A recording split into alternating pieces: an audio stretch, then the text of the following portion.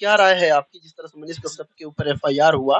देखिए, अब 2-3 बातें आपको समझना होगा कि ये जो एक खबर जिस खबर के बारे में कहा जाता है कि भ्रामक खबर थी और वो खबर जो है सो प्रसारित हुई जिससे जो है सो लोगों के बीच में एक भ्रम पैदा हुआ।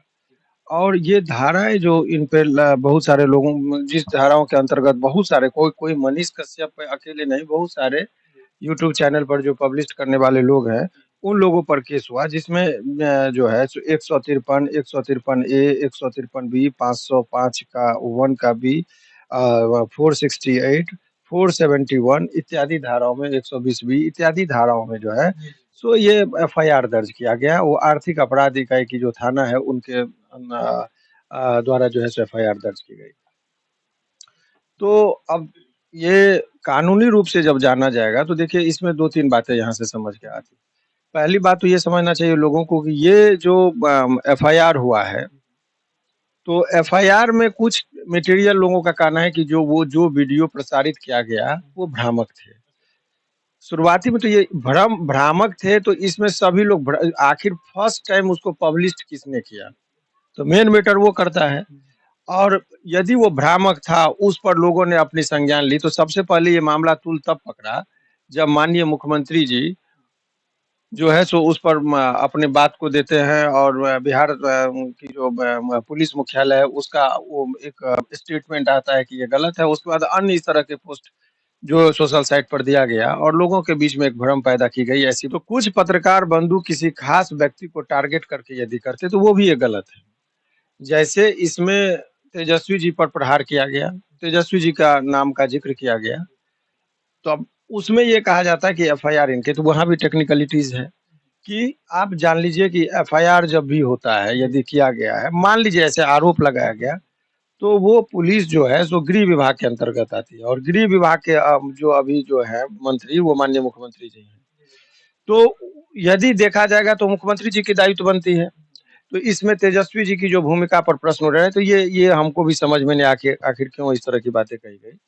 एक तो ये है, लेकिन इधर से प्रतिक्रिया में भी लोगों की तरफ से आना चाहिए। बहुत लोग जो अधिकृत नहीं हैं, वो लोगों का बयान का कोई बहुत ज़्यादा महत्व नहीं होता है, तो बहुत सारे लोग अपना क्रिया प्रतिक्रिया दे रहे हैं, तो उसका अलग मामला है।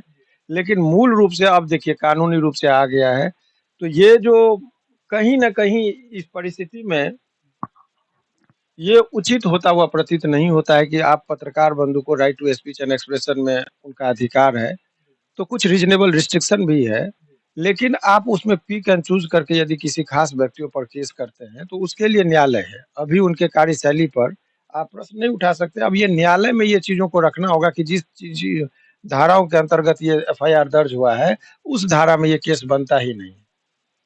तो ये जो धारा है कि हमको थाना बुलाएगी, नोटिस का नहीं देंगे तो कहेगा कि देखिए हमको अनुसंधान में सपोर्ट नहीं करे और गए तो गिरफ्तारी हो गई। तो ये एक प्रोसीजरल एरर है, जिसमें माननीय सुप्रीम कोर्ट का बहुत सारा गाइडलाइंस है कि आपको यदि कोई व्यक्ति 41 ए के तहत यदि आपके पास गया है, नोटिस का कंप्लेंस कर रहा है, तो आप उसको गिरफ्तार नहीं कीजिए, जब तक कि वारंट आप नहीं ले लेते हैं। तो ये एक प्रक्रियात्मक एरर है। और लेकिन एरर जब जब कभी भी होता है, तो ऐसे परिस्थिति में आप कोर्ट के समक्ष इस बात को रखते हैं और माननीय न्यायालय उस चीज़ पर देखने के बाद, तो इनका कायदे से यदि देखा जाए, तो इनका रिमांड ही रिफ्यूज़ल हो जाना चाहिए था। अब रिमांड ऑफ रिफ्यूज़ल का मतलब समझिए कि जब पुलिस ने गिरफ्तार करके उनको मजिस्ट्रेट साहब के सामने प्रस्तुत किया, तो वहीं पर रिमांड रिफ्यूज़ल की बात होनी चाहिए थी। तो वहाँ पर उस बात को रखा नहीं गया, जिस वजह से ये माननीय न्यायालय ने भी उस चीज़ को ध्यान पे नहीं रखा। लेकिन ये एक बहुत बड़ा प्रक्रियात्मक एरर है कि 41 ए के नोटिस को यदि कंप्लायंस करने के लिए कोई व्यक्ति थाना पर जाता है, तो उसकी गिरफ्तारी नहीं हो सकती है।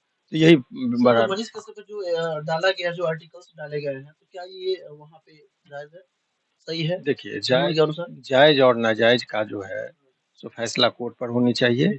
लेकिन प्रथम दृष्टया जो ये जो भी कार्रवाई हो रही है, वो पत्रकार को डराने का एक एक है कि आप अच्छा। और जो उसमें बहुत सारे न्यूज़ चैनल हैं जो जो स्थापित न्यूज़ चैनल हैं और प प पत्र माने हिंदुस्तान या कोई और भी अखबार में भी ये खबरें प्रकाशित हुई थी, जो अमर जिसमें उजाला है, हिंदुस्तान बहुत है, ये सारे सब का काफ़ी जी, ज़िक्र हो रहा है।